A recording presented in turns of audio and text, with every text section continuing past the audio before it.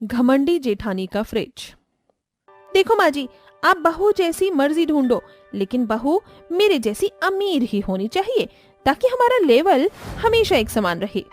अरे बहू तू चिंता मत कर, मैं अपनी बहू बहुत ही सोच समझ कर लेकर आऊंगी। जैसे तू अमीर है वैसे ही मैं छोटी बहू भी अमीर लेकर आऊंगी। तभी पंडित कहता है, ये लीजिए बहन जी, इस शहर में जितने भी अमीर हैं वो सभी लड़कियों की फोटो ये रही। आप इनमें से अपनी पसंद की बहू ढूंढ लीजिए, बाकी की बातें मैं आगे अपने आप बढ़ा दूंगा। पंडित से फोटो लेने के बाद लीलावती फोटो देखते हुए अपनी बहू दिव्या से कहती है, अरे बहू जा, जरा अपने दहेज में लाए हुए फ्रिज का थोड़ा सा ठंडा पानी तो लेकर आ। लीलावती के कहने पर दिव्या उसके लिए ठंडा पानी लेकर आती है, जिसके बाद ठंडा पानी पीकर एक लड़की लीलावती को पसंद आती है, तो दूसरी लड़की की फोटो दिव्या को पसंद आती है। दिव्या फोटो देखकर कहती है, देखिए माँ जी, ये लड़की बहुत ज्यादा ही अमीर है। मेरे हिसाब से तो यही लड़की हमारे घर की बहू बननी चाहिए। अरे बहू ये देख, ये लड़की कितनी सुंदर और समझदार है और अमीर भी है। मैं तो कहती हूँ कि ऐसी लड़की होनी चाहिए जो अमीर के साथ साथ नौकरी चाकरी भी कर सके और दहेज में तेरी ही तरह अच्छी अच्छी चीज लेकर आ सके, जैसे कि दहेज में तू फ्रिज लेकर आई है। तभी वहाँ अर्जुन आ जाता है। क्या बात चल रही है बहू और सास में? दोनों अपने हाथों की फोटो लेकर अर्जुन के सामने खड़ी हो जाती हैं। अजी आप ही समझाओ, इस लड़की के आगे माँ जी की लड़की पसंद की हुई फेल है। आपको कौन सी लड़की ज्यादा अच्छी लग रही है? अर्जुन अपनी माँ और अपनी पत्नी के बीच में फंस जाता है। उसे कुछ समझ नहीं आता, वो कुछ कह पाता इससे पहले ही दरवाजे पर कोई दस्तक देता है। अरे ये क्या, लगता है दरवाजे पर कोई है। तुम दोनों अपनी बहस कंटिन्यू करो, मैं जरा देख कर आता हूँ दरवाजे पर कौन है। अर्जुन दरवाजा खोलते हुए अपने मन में सोचता है, अरे वाह, आज तो इस दरवाजे की खटखट ने मुझे बचा ही लिया। देखता हूँ कौन है दरवाजे पर। दरवाजा खोलते ही उसके सामने उसका छोटा भाई अनिल खड़ा होता है और उसके साथ एक शादी के जोड़े में थी लड़की भी खड़ी होती है। अरे अनिल, तेरे साथ ये लड़की कौन है और इसने शादी का जोड़ा क्यों पहना है? माँ, माँ, अरे दिव्या जल्दी बाहर आओ। अनिल के साथ खड़ी हुई सौम्या को देखकर घर के सभी लोग हैरान रह जाते हैं। घर के अंदर आने के बाद लीलावती अनिल से पूछती है, अरे बेटा ये सब क्या ड्रामा है? इस लड़की को जहाँ से लेकर आया है वहीं पर छोड़ा। मैंने तेरे लिए बहुत अच्छी और सुंदर लड़कियां पसंद की हैं और वो अमीर भी है। माँ आप कैसी बातें कर रही हो? मैं सौम्या से बहुत प्यार करता हूँ, उसके बिना मैं रह भी नहीं सकता, इसलिए मैं शादी करके उसे इस घर में लेकर आया हूँ। मुझे पता था आपको मेरी शादी स्वीकार नहीं होगी, इसलिए बिना बताए ही शादी कर ली। वाह बेटे वाह, एक तो चोरी ऊपर से सीना चोरी। तुझे जरा भी अंदाजा है कि तू क्या बकवास करे जा रहा है? देख मैं तुझे प्यार और प्रेम से समझा रही हूँ, अभी के अभी इस लड़की को इसके घर छोड़ा, नहीं तो अच्छा नहीं होगा। सौम्या मुझे पता था कि माँ तुम्हारे और मेरे रिश्ते को स्वीकार नहीं करेंगी। चलो हम इस घर को छोड़कर चले जाते हैं। अपने बेटे को जाते हुए देख लीलावती से रहा नहीं जाता और वो अपनी ममता के चलते उसे रोक लेती है। अरे बेटा कहाँ जा रहा है?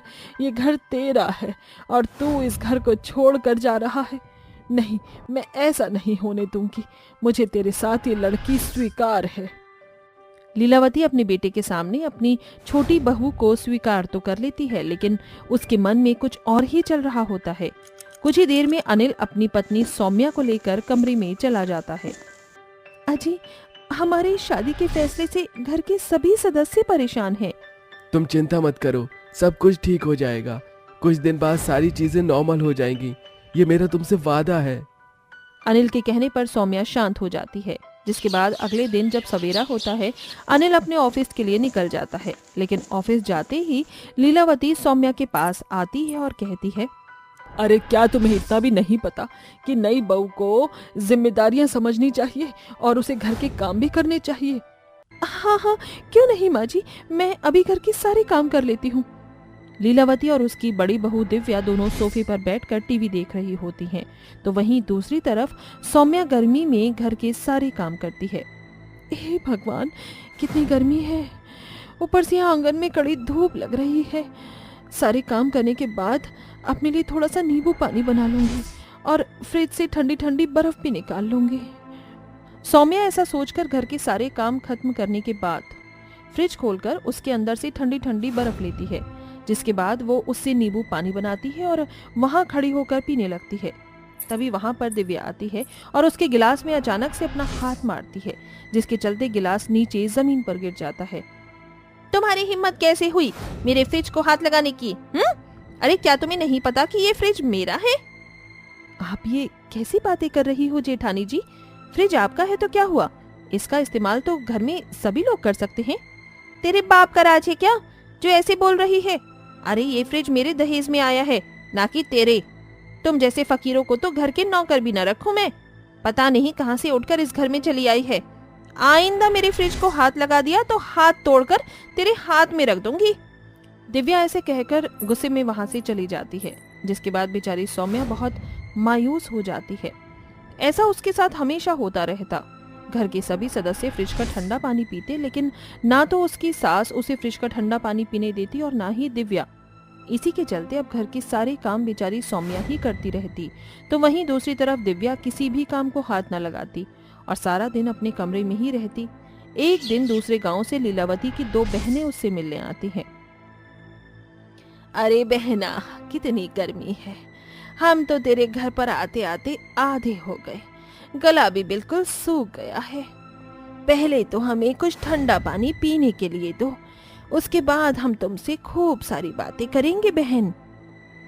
अपनी दोनों बहनों के मुंह से ये बातें सुनते ही लीलावती सौम्या को फ्रिज के अंदर से जूस निकाल कर देने को कहती है। थोड़ी ही देर में सौम्या फ्रिज में लगाया हुआ ठंडा ठंडा जूस लाकर सरस्वती और शारदा को दे देती है। तेरी छोटी बहू तो बहुत ही संस्कारी और समझदार लग रही है। चलो अच्छा है, घर को समझने वाली भी आ गई। तभी दिव्या फ्रिज की तरफ जाती है और फ्रिज के अंदर से अपना जूस गायब देख गुस्से में आ जाती है। जैसे ही वो शारदा और सरस्वती को जूस पीते हुए देखती है तो गुस्से में आग बबूला हो जाती है। ये सब क्या चल रहा है? ये जूस मेरे बिना पूछे किसने निकाला फ्रिज से? हिम्मत कैसे हुई तुम लोगों की मेरे हिस्से का जूस पीने की? अरे बहू, ये क्या लहजा है अपनी सास की बहन से बात करने का? तुम सभी अपनी औकात में रहो। तुम लोगों के बस की एक फ्रिज खरीदना भी नहीं है और तुम्हें रईसों वाले ठाट चाहिए। लीलावती को बहुत बुरा लगता है। मेरी ही गलती है जो मैंने तुझे अपने सर पर बिठाया, लेकिन अब बहुत हुआ। अब मैं तुझे इस घर में बर्दाश्त नहीं कर सकती। बहू, एक काम करना, जिस अमीरी के घर से तू इस घर में आई है, अपना सामान पैक करके उसी घर में लौट जाना। लीलावती के कड़वे बोल सुनते ही दिव्या की सिट्टी पिट्टी गुल हो जाती है और उसे अपनी गलती का एहसास होता है, जिसके चलते वो अपनी सास के साथ साथ उसकी दोनों बहनों से भी माफी मांगती है। उस दिन लीलावती को अपनी छोटी बहू की अहमियत पता चलती है। माफ करना बहू, मैंने तुम्हारे साथ कितने अत्याचार किए, लेकिन तुमने कभी भी मेरे साथ दुर्व्यवहार नहीं किया, और जिसे मैंने सर पर चढ़ाया उसने मुझे 1 मिनट में जलील कर दिया। मेरी जो भी गलतियां हुई हैं उनके लिए मुझे माफ कर देना बहू। माँ जी, आपको माफी मांगने की जरूरत नहीं है। मैं आपकी बहू हूँ और आपका हक है। आप मुझे कुछ भी कह सकती हो, मुझे किसी बात का भी बुरा नहीं लगेगा। सौम्या की अक्ल और समझदारी देखकर सरस्वती, शारदा और लीलावती तीनों ही बहुत खुश होती हैं और उसे आशीर्वाद दे देती हैं। उस दिन के बाद से दिव्या अपने अंदर सुधार लेकर आती है। अब उसके अंदर का घमंड हमेशा के लिए निकल जाता है और वो सबके साथ खुशी खुशी रहने लगती है। मरियम, नेहा और काजोल तीनों बहुत ही अच्छी सहेलियां थी। एक दिन तीनों सहेलियां मरियम के घर गई हुई थीं। अरे लड़कियों, बोलो क्या खाओगी? नहीं आंटी, कुछ भी नहीं। अरे ऐसे कैसी? तभी काजोल ने मरियम की तरफ देखा। मुझे ऐसा लग रहा है कि तुम मुझसे कुछ छिपा रही हो। वो आंटी, आज ना हम तीनों का बाहर पार्टी करने का प्लान है। नहीं, हरगिज़ नहीं। मैं तुम्हें नहीं रोकूंगी, लेकिन मैं मरियम को नहीं जाने दूंगी। बेटा, अगर मैं इजाजत दे भी दूं तब भी इसके अब्बू नहीं मानेंगे। काजोल और नेहा उदास होकर वहां से चली गई। अम्मी, आपने ऐसा क्यों किया? देख मरियम, अपने अब्बू को तू भी जानती है और मैंने ये तेरी भलाई के लिए ही किया है। रज़िया भी वहां से जाकर अपने घर के कामों में लग गई कि तभी मरियम के फोन पर मैसेज आया। आधे घंटे में रेडी मिलना, हम तेरे घर के नीचे इंतजार करेंगे। अब मैं क्या करूं? मरियम पार्टी के लिए तैयार हो गई और किसी तरह वो छिपते छिपाते अपनी सहेलियों तक पहुंच गई। बस तुम्हारी खातिर ही मैं अपने अम्मी अब्बू से छिप कर आई हूँ। बेटा, हमारी खातिर तो तुझे आना ही था। तीनों सहेलियां बात ही कर रही थी कि तभी मरियम के अब्बू वहां आ गए। अब अब्बूजान, आप? ये कैसी हरकत है मरियम? अब्बू, वो अंदर चलो, अभी के अभी। मरियम के अब्बूजान उसे गुस्से से घूरने लगे कि तभी, अंकल जी, आप मरियम को कुछ मत कीजिए। मरियम तो आपका कहना मानकर घर में ही रुक गई थी। हमने ही इसी पार्टी में चलने को फोर्स किया है। हाँ अंकल, अगर आपको डांटना है तो आप हमें डांट लीजिए, लेकिन हम आपको मरियम को कुछ भी नहीं कहने देंगे। दोनों लड़कियां मरियम के आगे दीवार बनकर खड़ी हो गईं। दोस्तों, मेरी वजह से तुम पागल, हम हमेशा तेरे साथ हैं और अगर कोई भी मुसीबत आएगी तो हम साथ मिलकर उसका सामना करेंगे। तीनों सहेलियां एक दूसरे का हाथ पकड़कर खड़ी हो गईं। उनकी इतनी पक्की दोस्ती देखकर मरियम के अब्बू का दिल पिघल गया और उन्होंने उन्हें साथ में पार्टी में जाने की इजाजत दे दी। तुम्हारा शुक्रिया दोस्तों, तुम्हारे बिना ऐसा होना नामुमकिन था। अब ज्यादा शुक्रिया अदा मत कर। अगर शुक्रिया करना ही है तो कल मुझे अपने घर की बनी बिरयानी खिला देना। जरूर, अब जल्दी चलो, कभी मेरे अब्बू का मन बदल जाए। तीनों दोस्त एक क्लब में पार्टी करने लगी। वहीं क्लब में मरियम की टक्कर एक लड़के से हो गई। सॉरी, आपकी शर्ट तो खराब हो गई, लाइए मैं साफ कर देती हूँ। मरियम ने लखन की शर्ट को अपने हैंकी से साफ कर दिया। लखन को मरियम पहली नजर में ही पसंद आ गई और जैसे ही मरियम की नजर उससे मिली तभी उन दोनों को एक दूसरे से प्यार हो गया। इस तरह कई दिन बीत गए और एक दिन मरियम गार्डन में काजोल और नेहा का इंतजार कर रही थी। कितनी देर हो गई, ये दोनों अब तक क्यों नहीं आई हैं? मरियम वहां बैठी हुई उनका इंतजार ही कर रही थी कि तभी वहां लखन आ गया और क्योंकि वो भी मरियम को बहुत ज्यादा पसंद करता था तो उसने वही मौका देखकर मरियम से अपने प्यार का इजहार कर दिया। मरियम भी लखन की चाहत में अंधी हो चुकी थी तो उन दोनों ने बिना किसी की इजाजत के एक मंदिर में शादी कर ली। लखन मरियम को अपनी दुल्हन बनाकर अपने घर ले गया। ये कैसी बहू तू मेरे लिए ले आया है? अरे एक तो ये काली कलूटी है और ऊपर से इसका तो धर्म भी हमसे अलग है। मैं इसे हरगिज़ अपनी बहू नहीं मानूंगी। माँ, जो मेरी पसंद थी मैं उसे अपनी जिंदगी बनाकर ले आया हूँ। अब आप इसे अपनाओ या ना अपनाओ मुझे कोई फर्क नहीं पड़ता। मरियम मेरी बीवी है, बस मैं इतना जानता हूँ। अपने बेटे के आगे पार्वती चुप हो गई, लेकिन उसे मरियम एक आग भी नहीं भा रही थी। अगले दिन मरियम ने ससुराल में अकेले ही अपनी पहली रसोई की रस्म की। मरियम की ससुराल वाले गरीब थे तो वो ज्यादा कुछ नहीं बना पाई। जो कुछ मैंने बनाया है वो मैं अपनी सासू माँ को खिलाकर उन्हें खुश कर दूंगी। मरियम ने खुशी खुशी अपना बनाया हुआ खाना पार्वती को खिलाना चाहा, लेकिन मैं किसी गैर धर्मी के हाथ से बना खाना नहीं खाती हूँ, समझी? पार्वती ऐसा बोलकर वहां से चली गई। बेचारी मरियम उदास हो गई, लेकिन उसने हार नहीं मानी थी। सासू माँ, मैं आपको मना ही लूंगी। एक दिन आप मेरे हाथों का खाना भी खाओगी और मुझे अपनी बहू के रूप में भी जरूर अपनाओगी। मरियम इसी तरह से अपनी सास का दिल जीतने के लिए रोज छोटी छोटी कोशिश करती ही रहती थी। एक दिन पार्वती जब सुबह में सोकर उठी तो उसे तेज बुखार होता है। सासू माँ, आपको तो बहुत तेज बुखार है।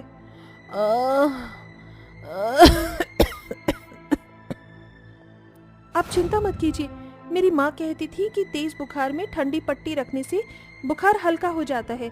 मैं अभी ठंडा पानी और पट्टी लाती हूँ। मरियम अपनी सास के सर पे ठंडे पानी की पट्टियां रखने लगती है। अपनी बहू को खुद के ऐसे बर्ताव के बाद भी इतनी सेवा करते देख पार्वती का दिल पिघल गया।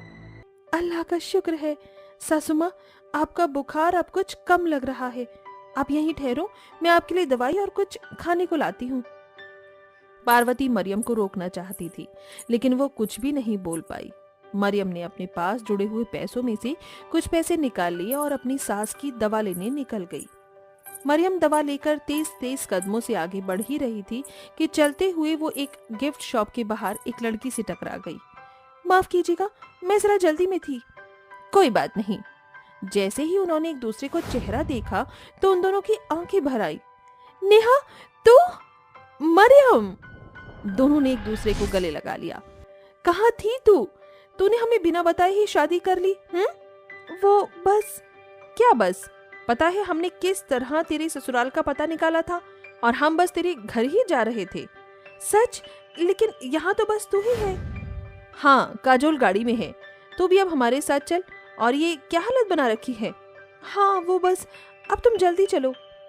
मरियम काजोल से भी मिली और फिर वो तीनों सहेलियां एक बार फिर एक साथ मरियम के साथ उसके दूसरे घर पहुंच गईं। आओ तुम लोग यहाँ बैठो, मेरी सासू माँ बीमार है, मैं उन्हें दवा देकर आती हूँ। दोनों मरियम की सास के कमरे में चली गईं। वो दोनों ये देखकर हैरान थी कि मरियम की शादी एक हिंदू परिवार में हुई थी। अच्छा, तो तुम मेरी बहू की बचपन की सहेलियां हो? हाँ। अपनी सास के मुंह से बहू सुनकर मरियम थोड़ी हैरान हो गई। बहू, तू इन्हें दूसरे कमरे में ले जा। जी। सभी वहां से अलग कमरे में आ गए। वहां उन्होंने खूब बातें की। फिर नेहा बोली, तेरी ससुराल तो हिंदू है और तू यहाँ खुश भी है? मरियम ने खुशी से जवाब दिया। तीनों सहेलियों ने दिल खोलकर बातें की और ऐसे ही शाम हो गई। अब हम चलते हैं, बहुत देर हो गई है। कुछ देर और रुक जाती। अब तू आना हमारी शादी में, वो भी विद फैमिली। ये ले। नेहा ने अपनी और काजोल की शादी का कार्ड मरियम को दे दिया। कंग्रेचुलेशंस दोस्तों, और हाँ, ये कुछ गिफ्ट्स हमारी तरफ से तेरे लिए। अरे पर कुछ मत बोलना, चुपचाप रख। मरियम की सहेलियों ने बहुत सारे एक्सपेंसिव तोहफे मरियम को दिए और फिर वो वहां से जाने लगी। जैसे ही वो सभी दरवाजे तक पहुंची तभी वहां पार्वती भी आ गई। मेरी बच्चियों, इस तरह से दोबारा भी जरूर आना। अरे हाँ आंटी, आपको उठकर नहीं आना चाहिए था। आपकी तबीयत? अरे मैं ठीक हूँ। जिस सास के पास इतनी प्यारी बहू हो उसे कुछ भी नहीं हो सकता है। वो तो है। अब मरियम की सास भी उसे दिल से अपना चुकी थी। नेहा, काजोल और मरियम की दोस्ती आज भी बचपन की तरह अटूट थी। मरियम अपनी सास और दोस्तों को पाकर बहुत खुश थी और अब सब कुछ ठीक हो चुका था।